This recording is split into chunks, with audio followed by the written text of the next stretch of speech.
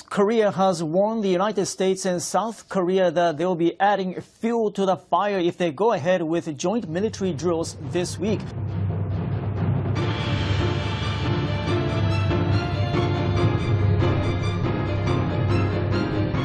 The exercises are scheduled to begin Monday.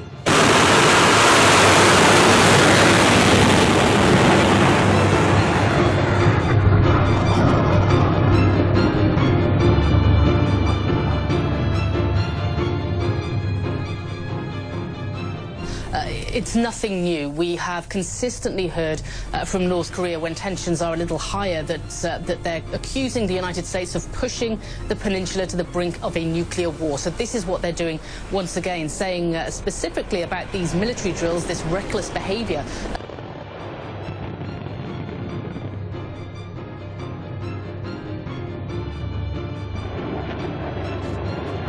The official newspaper of the Korean Workers' Party said it would be the most explicit expression of hostility against North Korea. It warned that the United States will only hasten its destruction if the country brandishes the nuclear stick. The newspaper warned that North Korea's army can target the United States any time, and neither Guam, Hawaii, nor the U.S. mainland will be able to dodge an attack.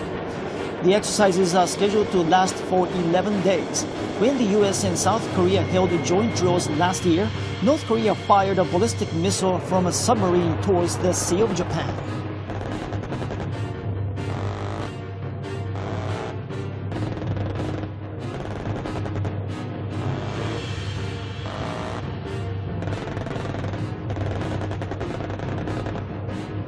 As they call it, is the reason for these increased tensions.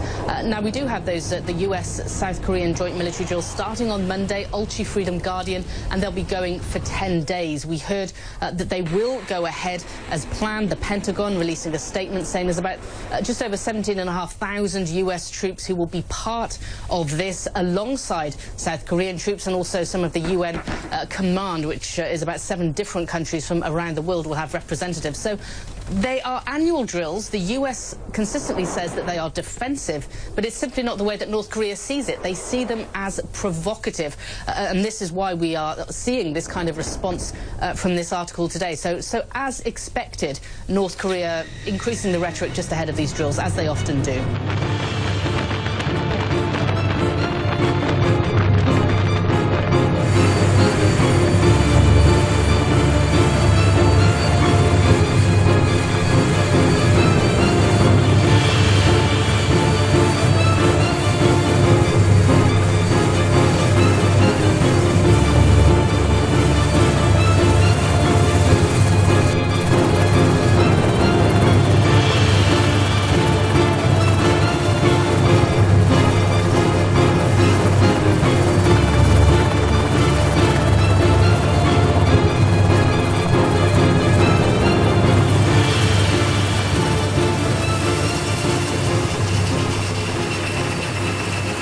That's North Korea's classic shakedown racket, and we should expect more crises to come. But the difference is this is a different administration, and they're clearly being much more forceful. So what if they do follow through eventually and launch another missile towards Guam?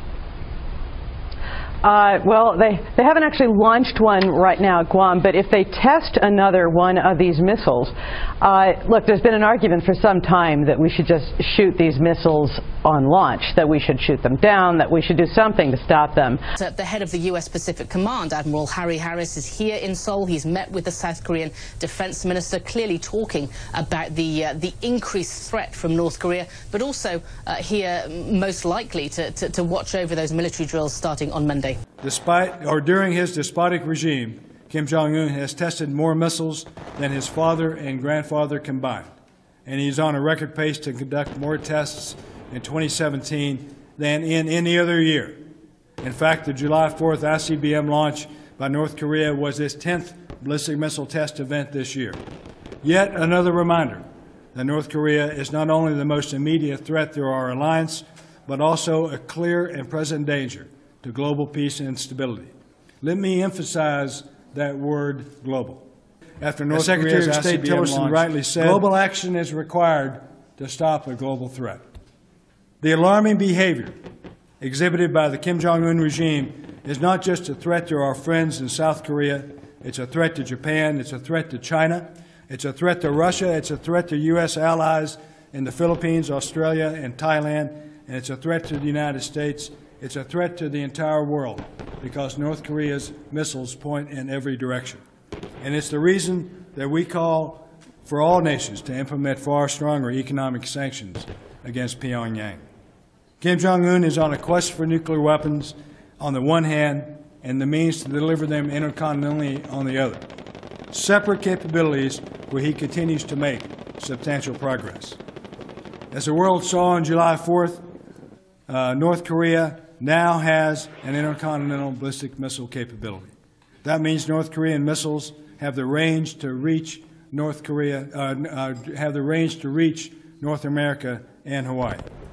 While I don't know if those missiles can actually hit what they're aimed at, but like horseshoes and hand grenades, getting close is all that's needed when you're dealing with nuclear weapons. Now I want you to stop for a minute and really think about this. Combining nuclear warheads with ballistic missile technology in the hands of Kim Jong-un is a recipe for disaster. And because he isn't afraid to fail in public, North Korean capability will continue to improve. So we must study and consider every possible step to increase the defense of our homelands with the best and most effective solutions possible. Additionally, Japan and South Korea and the United States are vigorously pursuing economic and diplomatic pressures aimed at persuading Pyongyang to give up its nuclear arms program.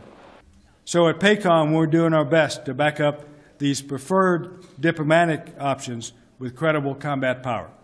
That's why we deploy carrier strike groups with Aegis ships and the world's best submarines to Northeast Asia. That's why we maintain a formidable continuous bomber presence in the region. And that's why we continue our ironclad defense of Japan to include deploying our newest and best military platforms like the F-35 Joint Strike Fighter, the P-8 Poseidon, and the MV-22 Osprey. And that's why I continue to emphasize multinational collaboration against a North Korean threat that endangers all of our nations. This includes increasing trilateral cooperation with the U.S., Japan, and South Korea, a partnership with a purpose if there ever was one. Our three countries share so much in common: democracy, free markets, a commitment to human rights, and we share common security threats.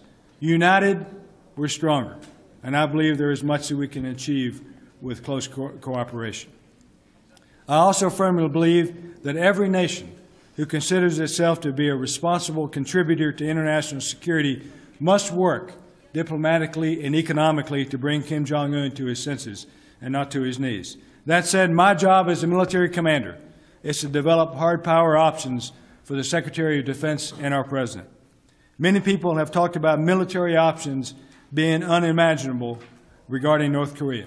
Ladies and gentlemen, I must imagine the unimaginable so that we are always ready to fight tonight. I'll echo Chairman Dunford's recent comments in saying that what is unimaginable is North Korean nuclear-tipped missiles delivered in Denver or in Juneau or in Honolulu or in Seoul or in Tokyo. So I'll continue to provide military options to President Trump and Secretary Mattis while doing everything possible to emphasize our desire for peaceful denuclearization on the Korean Peninsula. That includes calling on China to do more to exert its considerable economic influence to stop Pyongyang's unprecedented weapons testing. North Korea has only one ally, and that's China, and vice versa. That means Beijing has exponentially more influence on Pyongyang than anyone else, which makes China the key to a peaceful outcome on the Korean Peninsula. But, ladies and gentlemen, China is not the key for all outcomes. So we continue to find common ground with China about the North Korean threat, even as we criticize China's aggressive behavior elsewhere. For example, some in the press reported this week about an unsafe air intercept by Chinese fighter jets on a U.S. Navy aircraft operating in international airspace. Now, while it's always difficult to ascertain true intent of Chinese pilots, the vast majority of air and sea interactions between the People's Liberation Army and the United States continues to be safe and professional. I want to emphasize that. Most of our interactions with the Chinese military continue to be peaceful, safe, and professional. That's because both of our nations have worked hard to develop military cooperation consultations in an attempt to avoid miscalculations. That said, I remain very concerned about Beijing's increasingly assertive actions that run counter to the international rules-based order. Some might find it odd for me to advocate cooperation with China on the one hand while criticizing Beijing on the other. But as I like to say, great powers can walk and chew gum at the same time. By that, I think we can praise Chinese efforts for help on issues like counter-piracy, even as we rightly hold them accountable for not doing enough to influence their North Korean allies.